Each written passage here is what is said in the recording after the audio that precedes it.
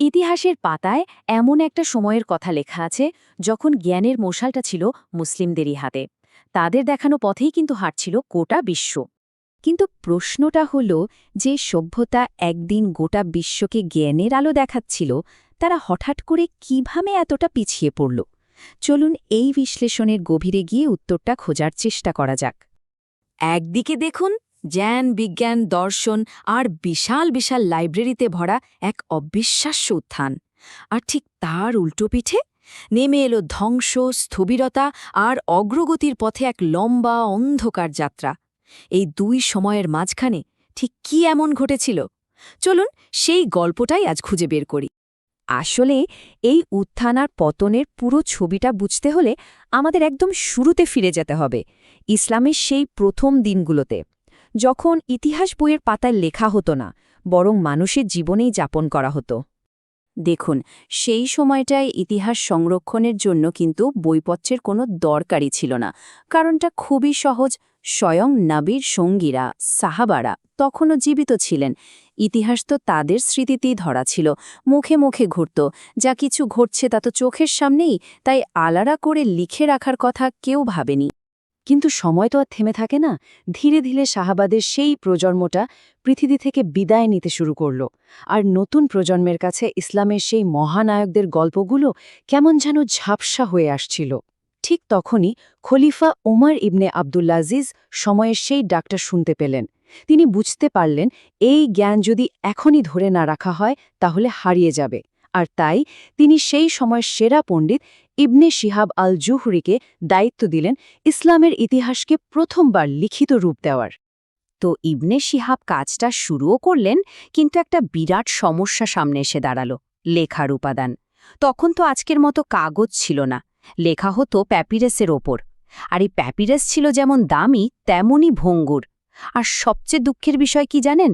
ওমাইয়া খিলাফতে যখন পতন হলো, তখন ইসলামের ইতিহাসের সেই প্রথম লিখিত বইটিও চিরদিনের জন্য হারিয়ে গেল।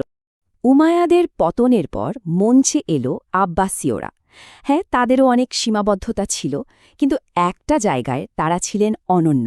সেটা হলো জ্ঞানের প্রতি তাদের অবিশ্বাস্য ভালোবাসা। আর ঠিক এই ভালোবাসা থেকেই জন্ম নিল ইতিহাসের এক নতুন অধ্যায়, ইসলামের সেই বিখ্যাত স্বর্ণযুগ। আব্বাসীয় খলিফা আল মনসুর এমন একটা শহর তৈরি করলেন যা খুব দ্রুতই হয়ে উঠল গোটা পৃথিবীর জ্ঞান বিজ্ঞানের কেন্দ্র, বাগদাদ।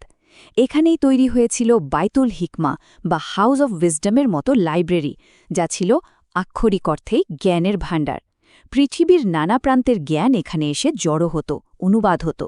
কিন্তু আসল যে বিপ্লবটা অপেক্ষা করছিল, সেটার পেছনে ছিল একটা প্রযুক্তি। সালটা ছিল 751। একটা যুদ্ধে মুসলিমরা চীনা সৈন্যদের হারানোর পর তাদের কাছ থেকে এমন একটা প্রযুক্তি শিখে নিল যা গোটা ইতিহাসকে বদলে দেওয়ার ক্ষমতা রাখত। সেটা হলো কাগজ তৈরির কৌশল। ভাবুন তো, এই প্রযুক্তিটা চীনারা এতদিন ধরে পুরো পৃথিবীর কাছ থেকে আড়াল করে রেখেছিল। খলিফা হারুন আল রশিদ কিন্তু ঠিকই বুঝতে পেরেছিলেন এই প্রযুক্তির আসল ক্ষমতা। তিনি এক মুহূর্ত দেরি না করে বাগদাদে বিশাল বিশাল কাগজের কারখানা তৈরি করে ফেললেন। ব্যাপারটা একটু ভেবে দেখুন, ইউরোপে যখন প্রথম কাগজের কারখানা তৈরি হচ্ছে, তার প্রায় ৩০০ বছর আগেই মুসলিম বিশ্বে কাগজের উৎপাদন পুরোদমে শুরু হয়ে গেছে। আর এই কাগজের সহজলভ্যতা যেন জ্ঞান চর্চায় একটা বিস্ফোরণ ঘটিয়ে দিল। বই হারিয়ে যাওয়ার ভয়টা আর রইল না। একটা বই লেখা শেষ হতে না হতেই তার শত শত কপি তৈরি হয়ে ছড়িয়ে পড়ত মুসলিম বিশ্বের কোনায় কোনায়। আল তাবারির মতো পণ্ডিতরা হাজার হাজার পাতার বই লিখে ফেললেন খুব সহজেই। জ্ঞান তখন আর শুধু অভিজাতদের মধ্যে সীমাবদ্ধ রইল না, চলে এলো সাধারণ মানুষের হাতের নাগালে। কিন্তু ইতিহাসের সবচেয়ে সুন্দর গল্পগুলোতেও প্রায়ই একটা অন্ধকার অধ্যায় থাকে। এই স্বর্ণালী সময়ের আকাশেও ঘনিয়ে আসছিল দুর্যোগের কালো মেঘ। যে জ্ঞান তিল তিল করে শত শত বছরের পরিশ্রমে গড়ে তোলা হয়েছিল, তা এক ঝটকায় নিশ্চিহ্ন হয়ে যাওয়ার অপেক্ষায় ছিল। পূর্ব দিক থেকে ধেয়ে আসছিল এক ভয়ঙ্কর ঝড়। চেঙ্গিস খানের নাতি হালাকো খান তার বিশাল মঙ্গল বাহিনী নিয়ে এগিয়ে আসছিল বাগদাদের দিকে। আর এদিকে বাগদাদের অবস্থা কি? সেখানকার মানুষজন তখন জ্ঞান বিজ্ঞানের মূল চর্চা ছেড়ে দিয়ে ব্যস্ত ছিল সব অদ্ভুত তর্কে। যেমন ধরুন, একটা সূচের ডগায় নাকি কতজন ফেরেশতা বসতে পারে, এই সব নিয়ে। অবশেষে সেই দিনটা এলো ১২৫৮ সাল। হালাকু খানের বাহিনী স্বপ্নের শহর বাগদাদে ঢুকে পড়ল। তারা যে নারকীয় হত্যাযজ্ঞ চালিয়েছিল তার বর্ণনা দেওয়া কঠিন। ইতিহাসবিদরা বলেন বাগদাদের পাশ দিয়ে বয়ে যাওয়া দজলা নদীর পানি প্রথমে মানুষের রক্তে টকচকে লাল হয়ে গিয়েছিল, আর তারপর লাইব্রেরির লক্ষ লক্ষ বইয়ের কালিতে মিশে হয়ে গিয়েছিল নিকষ কালো। মঙ্গলরা শুধু মানুষকেই হত্যা করেনি, তারা হত্যা করেছিল জ্ঞানকে। বাইতুল হিকমার সেই অমূল্য বইগুলো, লক্ষ লক্ষ বই, সব ছুঁড়ে ফেলে দিয়েছিল নদীতে, গুড়িয়ে দিয়েছিল বাগদাদের সব কাগজের কারখানা। প্রায় ৪০০ বছরের জ্ঞান, সাধনা আর পরিশ্রম সব সেদিন দজরা নদীর স্রোতে হারিয়ে গেল। মঙ্গলদের আক্রমণে মুসলিম বিশ্ব যখন এক গভীর অন্ধকারে তলিয়ে গেল, ঠিক সেই সময়েই পৃথিবীর অন্য প্রান্তে ইউরোপে জ্ঞানের এক নতুন সূর্য উঠছিল, আর সেই সূর্যোদয়ের পেছনের মূল শক্তি ছিল একটা যন্ত্র। যন্ত্রটার নাম গুটেনবার্গের ছাপাখানা। পার্থক্যটা একবার ভাবুন তো, একজন মানুষ হাতে লিখে দিনে হয়তো ৪০টা পাতা কপি করতে পারত, আর এই যন্ত্রটা দিনে প্রায় ৪,০০০ পাতা।